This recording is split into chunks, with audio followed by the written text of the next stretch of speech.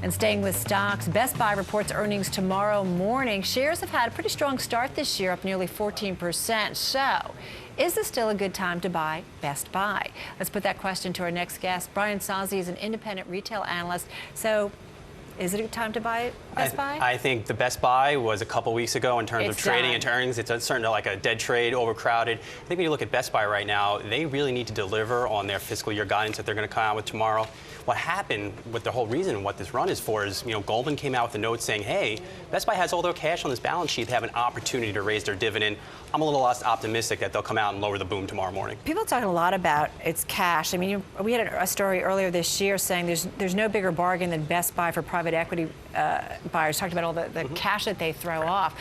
Is that still a possibility that private equity could do a takeout here? I don't rule anything out, but I always think about this with retailers. Why, if I'm private equity, why would I want to invest in them? They're operating a dying brand, as I see it at this point. They look like a Radio Shack. At the end of the day, they resemble Circuit City. And same-store sales have been pretty ugly. 2 years of negative same-store sales. Right. Their margins are dissipating, and you have consumers checking prices through their phones, and yet hulking shrines to retail out in the middle of nowhere. So it's hard to make that model make any sense at this point. What's your rating on the stock? Well, we traded it in terms of buy right now. We're out of it in terms of and heading into earnings. Do you have a hold on it? It would be actually a sell into earnings. A sell. Correct. So you're that aggressive on it. Correct. In the other direction. Anything that they could say though tomorrow, Brian, that might be a surprise, that might say maybe they're getting their house in order? It's hard for me to get excited about it. I think I look at this year, I'm seeing them being even more aggressive in terms of price. They're selling deflationary products, and I always think break it down to this basic level. I saw everybody lining outside of an Apple store for the newest iPad. They weren't lining outside of Best Buy. Black and white. Something wrong. Yeah.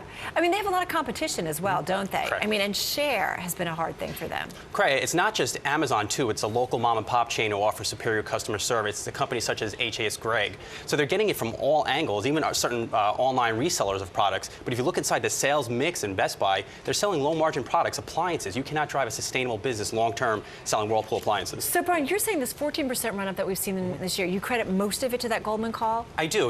Best Buy has about, I think, a 20% dividend payout ratio. Best Buy said they had the room to raise it 50%. Now, the stock is almost trading as if they're going to come out tomorrow and raise it 50%. And I just don't think that is going to happen.